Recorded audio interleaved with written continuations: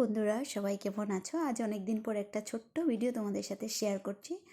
তো সন্ধ্যার টিফিনের জন্য খুব চটজলদি একটা টিফিন বানাচ্ছি আজকে। তো তাই ভাবলাম তোমাদের সাথে একটু শেয়ার করে নিই। তো কড়াইতে আমি একটু বাটার দিয়ে দিয়েছি। আর ম্যাগি যেটা ছিল, যেটা আমরা নর্মাল ম্যাগি খাই, ওটাকে একটু গুঁড়ো গুঁড়ো করে বাটারের মধ্যে একটু নাড়াচাড়া, হালকা নাড়াচাড়া করলে ম্যাগিটা একটু কালার চেঞ্জ হয়ে যাবে, বেশ ভালো লাগে এটা খেতে, মুখরোচক লাগে। তাই একটু স্পাইসি করে বানাচ্ছি।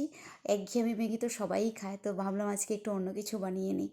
তো ম্যাগিটাকে দেখতেই পাচ্ছ লাল লাল হয়ে গেছে। এখানে আমি ছোলার সেদ্ধ আর আলু সিদ্ধ নিয়ে নিলাম। আর সাথে এখানে আমি আরও কিছু জিনিস নিয়ে নিচ্ছি। এই যে আলুগুলো নিয়ে নিয়েছি, ওইটাকে ছোটো ছোটো করে টুকরো করেছি।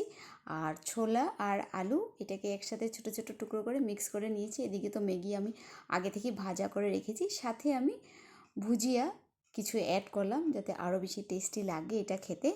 তার মধ্যে শসা কুচি, যে যেরকম ভেজিস খেতে পছন্দ করো দিয়ে খেতে পারো।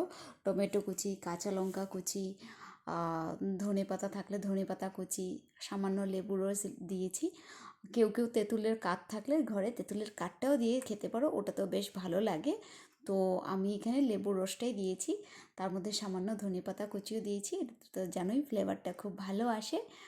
আর এখানে ম্যাগি মশলা যেটা থাকে ভেতরে, ওটাকে আমি ম্যাগি মশলাটাকে এখানে অ্যাড করে দিয়েছি। খুব দারুণ লাগে খেতে এইটা সন্ধ্যের সময়। সাথে কিছু টমেটো সস দিয়েছি। সব কিছুকে এখন ভালো করে মিক্স করে নিয়েছি। দেখতেই পাচ্ছ তার মধ্যে ভাজা, যেটা বাটারে ভাজা ম্যাগি আর ভুজিয়াটা রাখা ছিল, ওটা দিয়ে আমার রেডি সন্ধ্যার টিফিন। তো কেমন হলো তোমরা কমেন্টে জানিও বন্ধুরা।